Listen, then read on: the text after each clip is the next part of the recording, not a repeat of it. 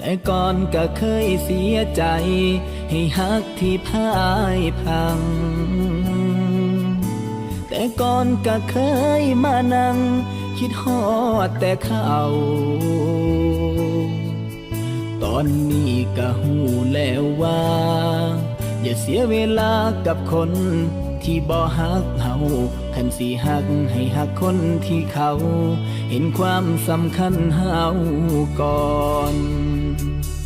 อดีตเคยสอนบทเรียนความฮักที่เจ็บช้ำโง่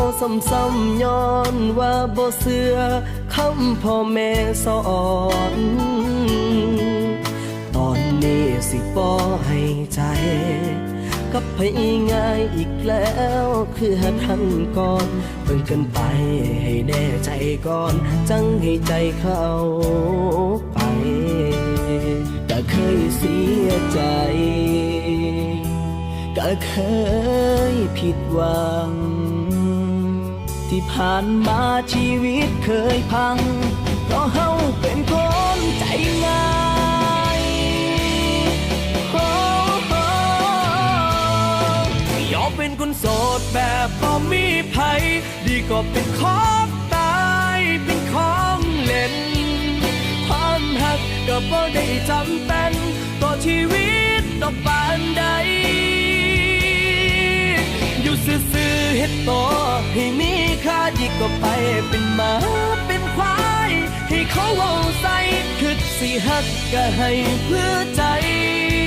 หักเล่นๆก็เป็นได้แค่ของตาย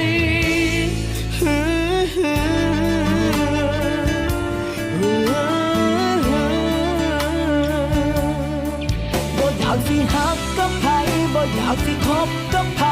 อีกแล้ว